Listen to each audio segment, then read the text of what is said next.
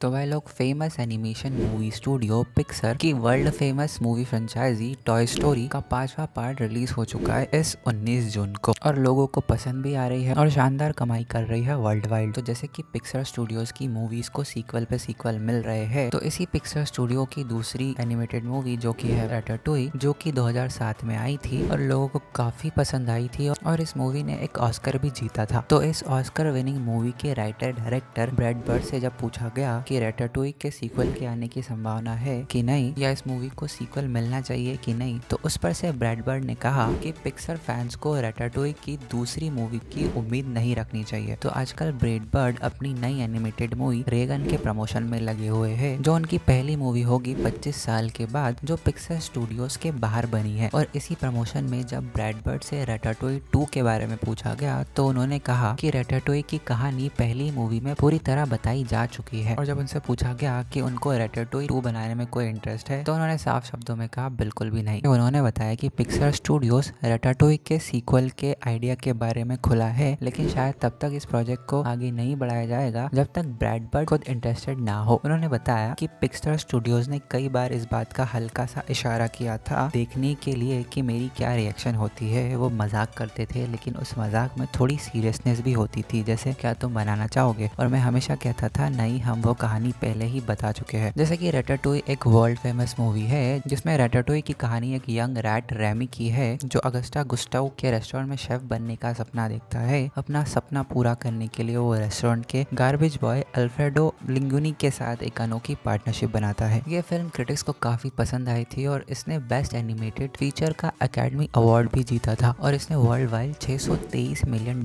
की कमाई करी थी। बर्ड ने बताया कि जब भी आप कोई ऐसी चीज बनाते हो जो लोगों से कनेक्ट कर जाती है, तो लोग तुरंत सोचने लगते हैं इसका एक और पार्ट क्यों ना बनाया जाए। उन्होंने आगे ये भी बताया एक और उनकी एनिमेटेड फिल्म है द आयरन जाइंट, लोग उसके सीक्वल की भी बात करते हैं जो उन्हें काफी फनी लगता है। और द आयरन जाइंट के बारे में भी बर्ड ने कहा कि ये मेरे लिए हंसी की बात है, क्योंकि जब फिल्म पहली बार रिलीज हुई थी तब वो बिल्कुल सक्सेसफुल नहीं हुई थी। हाँ, वक्त के साथ साथ उसे बहुत प्यार मिला, लेकिन उसके बाद कहानी को आगे कैसे बढ़ाओगे, क्या वो जाइंट अभी भी इधर उधर घूम रहा होगा और किसी को मिला ही नहीं। मेरे लिए उस कहानी का भी एंड हो चुका है। बर्ड का मानना है कि हर सक्सेसफुल मूवी को उसके सीक्वल की जरूरत नहीं होती। अगर वो कहानी पहले ही पूरी तरह बता दी गई होती है तो उस मूवी के पॉपुलैरिटी के बेसिस पे उसको आगे बढ़ाने का कोई मतलब नहीं बनता। और अगर बर्ड की रैटाटूई मूवी के अलावा दूसरी फेमस मूवी की बात करें तो डिज्नी के D23 में 2024 में पिक्सर ने पहले ही अनाउंस कर दिया था कि इनक्रेडिबल 3 आएगी। तो जैसे कि द इनक्रेडिबल 1 और इनक्रेडिबल 2 को डायरेक्ट किया था ब्रैड बर्ड ने, इस बार भी ब्रैड इनक्रेडिबल 3 का स्क्रीन प्ले लिख रहे हैं। लेकिन ब्रैड बर्ड इनक्रेडिबल 3 को डायरेक्ट नहीं करेंगे, क्योंकि उनका जो नया प्रोजेक्ट आ रहा है रेगन, जो वो बना रहे हैं स्काईडांस एनिमेशन और नेटफ्लिक्स के साथ, उसके कमिटमेंट की वजह से ब्रैड बर्ड इनक्रेडिबल 3 को डायरेक्ट नहीं करेंगे। ब्रैड बर्ड के अलावा इनक्रेडिबल 3 को पीटर सॉन डायरेक्ट करेंगे। पीटर सॉन ब्रैड बर्ड की रेगन को छोड़कर ब्रैड बर्ड की लगभग हर एनिमेटेड मूवी पर काम कर चुके हैं। यहाँ तक कि पिक्सर की हिट फिल्म एलिमेंटल को भी डायरेक्ट कर चुके हैं पीटर सॉन। तो पीटर सॉन ही इनक्रेडिबल 3 को डायरेक्ट करेंगे। तो आगे अगर ब्रैड बर्ड की नई मूवी रेगन की बात करें तो यह एक neo noir sci fi mystery film है जिसे ब्रैड बर्ड 1990 से बनाना चाहते थे, लेकिन ना तो वार्नर ब्रदर्स एनिमेशन ने इसमें कोई इंटरेस्ट दिखाया, जो कि द आयरन जाइंट मूवी बना चुकी है, और ना ही पिक्सर ने कभी इस पर काम करना चाहा। आखिरकार बर्ड ने स्काईडांस एनिमेशन का रुख किया। स्काईडांस को जॉन लेनेस्टर, जो पहले पिक्सर के चीफ क्रिएटिव ऑफिसर रह चुके हैं, लीड कर रहे हैं। उनके सपोर्ट के बाद ही बर्ड को रेगन को फाइनली रियलिटी बनाने का मौका मिला है। रेगन में सेम रॉकवेल टाइटल कैरेक्टर को अपनी आवाज दे रहे हैं। उनका कैरेक्टर अर्थ का आखिरी ह्यूमन प्राइवेट डिटेक्टिव है और इसी प्राइवेट डिटेक्टिव के इर्द गिर्द ये कहानी घूमती है, जो एक ऐसे केस में फंस जाता है जिसमें एलियंस, मर्डर और वीनस नोवा नाम की एक मल्टीमीडिया सुपरस्टार शामिल होती है। और वीनस नोवा के कैरेक्टर को स्कारलेट जॉनसन ने वॉइस दी है। रेगन 18 दिसंबर को नेटफ्लिक्स पर रिलीज होगी, जबकि रैटाटूई को अभी डिज्नी प्लस पर स्ट्रीम किया जा सकता है। तो भाई लोग, ये था छोटा सा वीडियो, और ऐसी वीडियोस के लिए मेरे चैनल को सब्सक्राइब, वीडियो को लाइक एंड शेयर कीजिए। बाय।